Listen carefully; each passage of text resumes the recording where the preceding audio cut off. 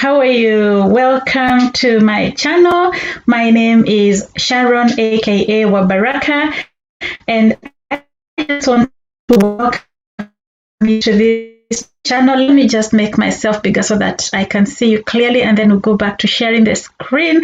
Oh my goodness, people, you are very welcome. And those of you who have been following me, asking me lots of questions, commented on the different videos that I have uploaded. Our family is increasing. It's becoming bigger and bigger, and I have been overwhelmed by your support. Thank you so very much. I said it the other day that we've just reached 1K, and now we are on the way to 2K subscribers.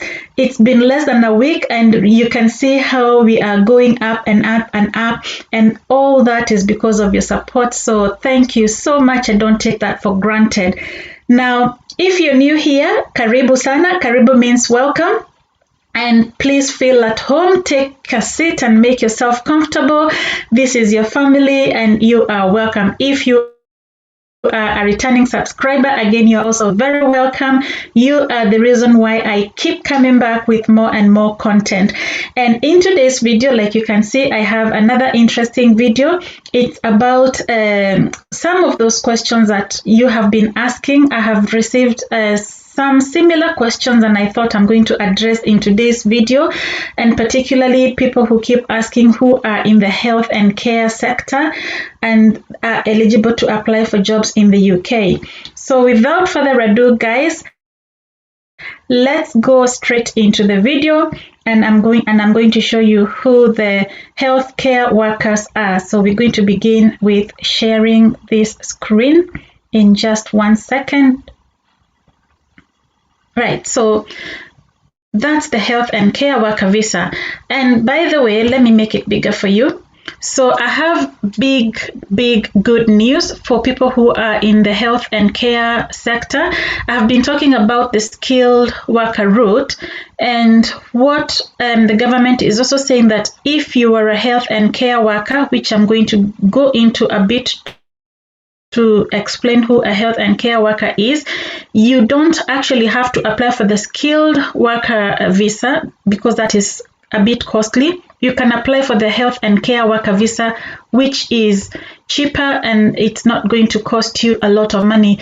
So you can apply for that visa and you will save yourself a few pounds there. So let's look down here and see who is a health and care worker. And I'm also going to show you, if you get time, how you can apply for some of those jobs. So it explains here that a health and care worker visa allows all medical professionals to come to stay in the UK and do eligible jobs with the NHS. So the NHS is the National Health Service here in the UK that does everything to do with health here in the UK. Or you can also get a job with an NHS supplier or in an adult social care job. So that's who will be eligible to apply for health and care worker. So again, you scroll down, ignore this bit here because this is information for people who are coming from EU, Switzerland, Norway, and all them places. If you're coming from outside the EU, this is the people that I am targeting, and this is what you need to be looking at. Right, so to qualify for a health and care worker visa, what it says here is you have to be a qualified doctor, nurse, health professional, or adult social care professional. You will be working in an eligible health or social care job. You work for an UK employer that has been approved by the Home Office. You will have a certificate of sponsorship from your employer with information about the role that you have been offered, and you will be paid a minimum salary depending on the type of work you do. So if you have not seen my videos about the minimum threshold, the minimum salary that you need to get, you can go back and watch some of those previous videos. I'm also going to try and leave a link in the description link below so that it can be easily accessible for you. So let's find out, okay, there's things like English. Again, I've spoken a lot about the English requirement. We might go into it briefly in tonight's video, just so you know who is eligible for the knowledge of English and what you need to do. So for now, let's check the job that is eligible. So that means who is considered as a healthcare worker. And we'll come down here. As it explained, you look up for your job occupation, and here is the long list of those who are supposed or who are termed as healthcare workers here in the UK. Okay, so if you're following me, health services and public health managers and directors, so those who are in the public health sector, that's you. Residential day and domiciliary care managers, biological scientists and biochemists, physical scientists, medical practitioners, psychologists, pharmacists, ophthalmic, oh my goodness, who are those? Ophthalmic, you know yourself. Can't even say that word, yeah.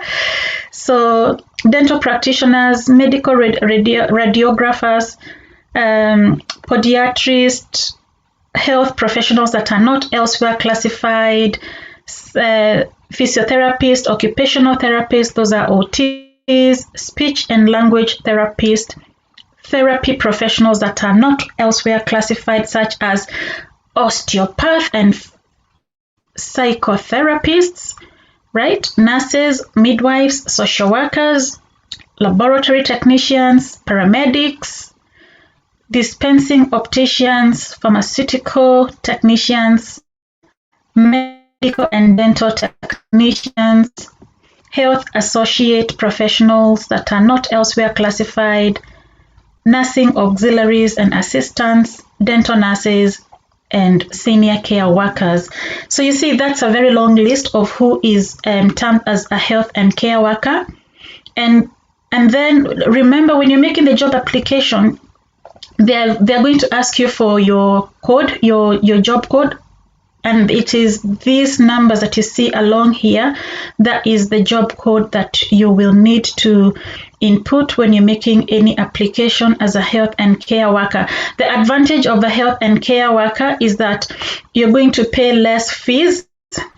So there's going to be a reduction of fees, and this is because the job is termed as one in the shortage occupation list in the UK.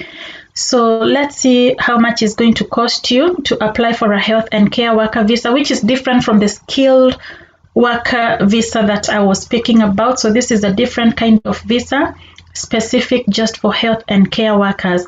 So when you apply for a health and care worker visa, you will need to have enough money to pay the application fee and to support yourself if you come to the UK. So you'll usually need 1,270 available in your bank account, of course, unless you're exempt. And they're going to tell you how much you need to pay. So the standard application fee, again, see, this is reduced from what I was talking before if you're applying for a skilled worker visa. So up to 3 years, you pay £232 per person. And they say per person because you could be bringing a family member, your spouse.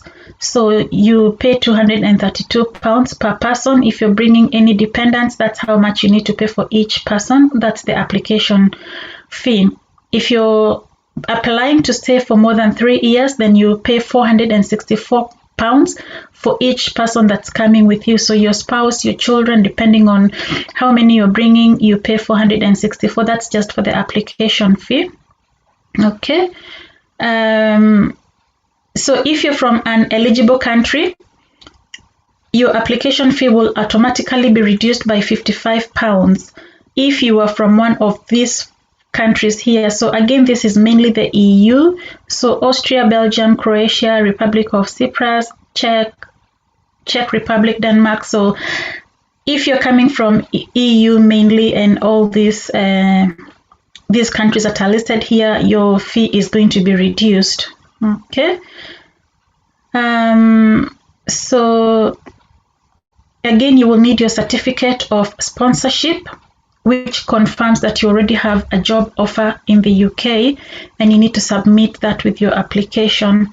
So if you're bringing your partner and children, let's see just before I show you how you need to make that application. I hope you're still following me. and we need to look at your partner.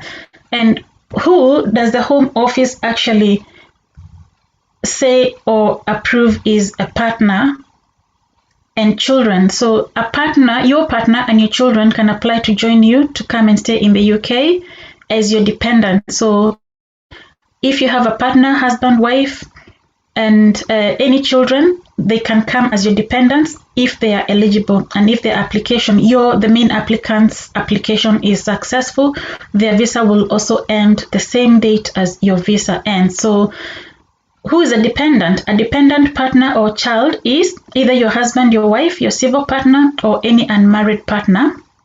Children under the age of 18, if they were born in the UK, can also stay with you. Any children over the age of 18, if they are currently in the UK as your dependents, you can also apply for those.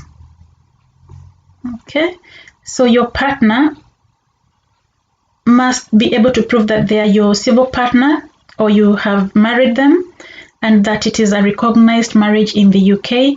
You've been living together in a relationship for at least 2 years. If you're bringing children who are over the age of 16, and what they need to do is they must live with you unless they are in a full-time education or they're in a boarding school or college or university, that kind of thing. They must not be married, and they must not be in a civil partnership, and they must not have any children. They're financially dependent on you, so you must be supporting them. That's what it says. Oh, we just jumped quite a huge chunk there. Excuse me. Right. So, and for the money that you will need to support them, so you will need £285 for your partner, and then you will also need £315 for one child. If you're bringing additional children, so if you have 2 or 3 children, then you need to pay $200 extra for each of the children that you bring. So this is an example of if you have a partner, how much you will need to pay for each person. So you bring your partner, and one child, you pay £600 in total, and that is the £285 for your partner, and then the £315 for your child. So that gives you a total of £600, which is still lower than if you're applying for a skilled worker visa. I think the fee was already $625 before you've even made an application for any partners or any dependents. And also you will need to have $1,270 available in your bank account to show that you're able to support yourself. Okay, now the biggest question is, how do we find those jobs? So if you bear with me, what I'm going to do is I'm going to share another screen here, and I'm going to take you into another screen to show you how you can apply for these jobs, for those of you who are asking how you can apply for the jobs or how you can get these jobs. So I'm going to give a list of different jobs, so not just the health and care worker jobs. I'm going to do different jobs, so just bear with me and we will share that screen in a bit.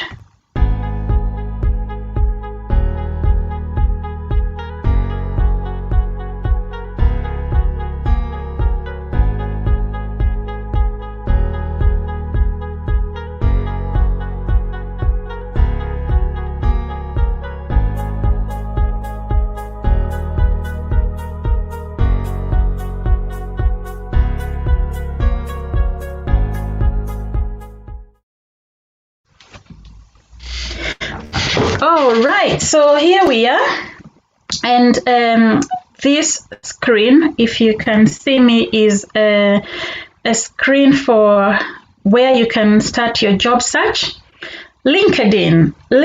I don't know if you guys know about LinkedIn, but if you haven't got a LinkedIn account, I encourage you to create one, because a lot of employers post or are posting their jobs in this site here, and you will need to create an account and that way the employers can see also your profile. It is important, and I'm going to do a video, another video to show you what you need to do. You need to have a very good CV that is outstanding, that's going to capture your employers. And a lot of employers, like I said, also come here to LinkedIn. So create an account if you haven't got an account with LinkedIn, and start your job search now. So what I've typed here, if you can see, is skilled visa jobs. Okay.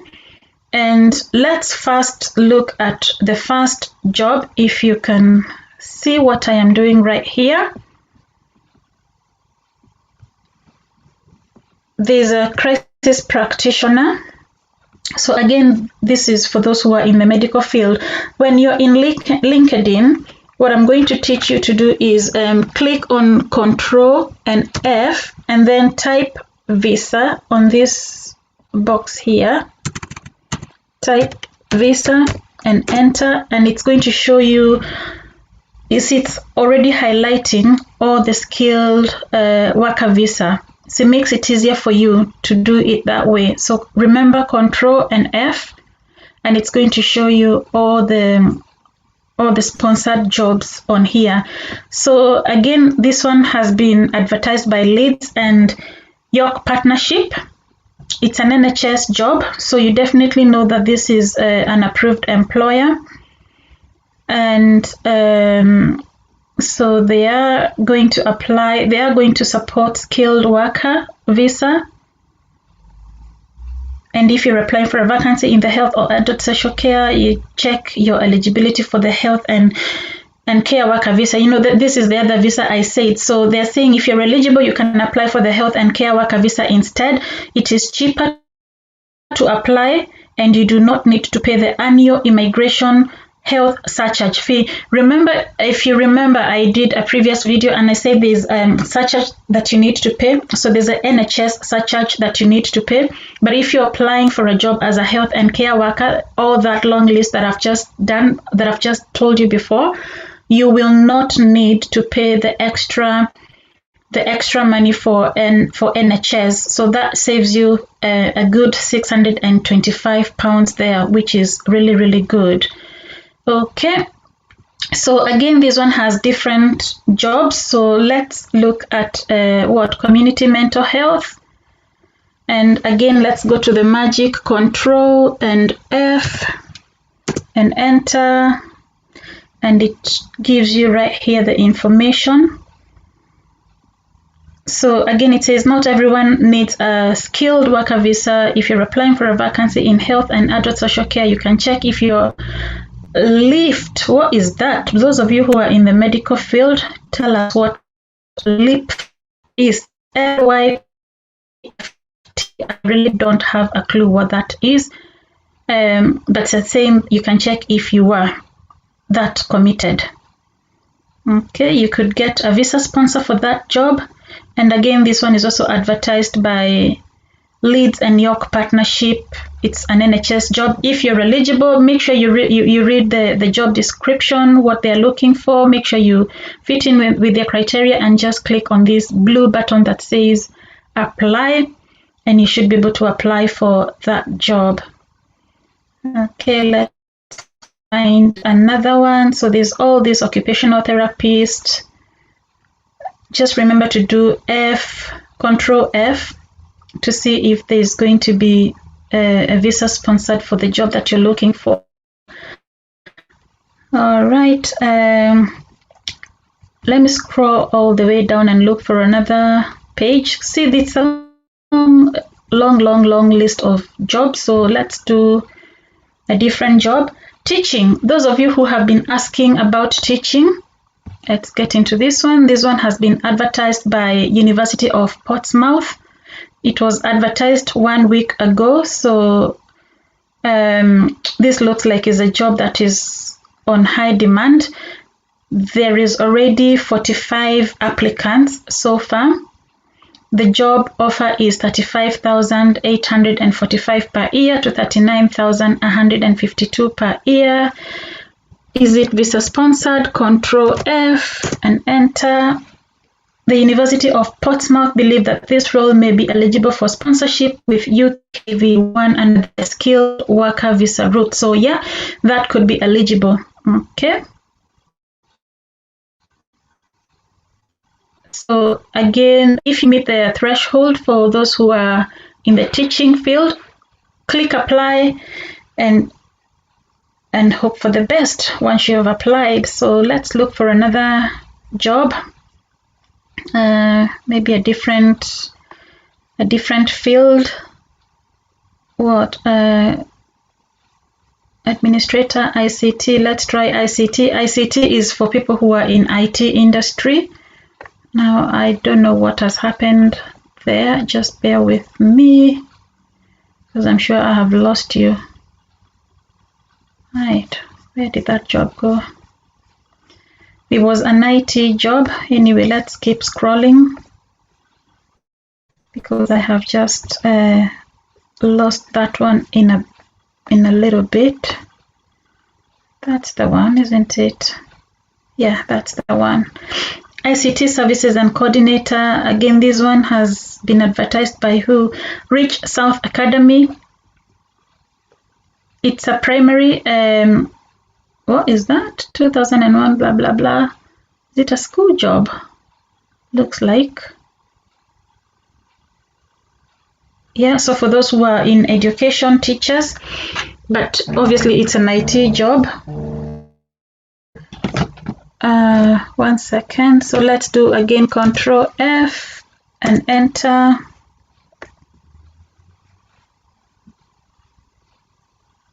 Right, so please requirement documentation where candidate does not meet the threshold for a skilled worker visa. Okay, let's make sure to read it properly.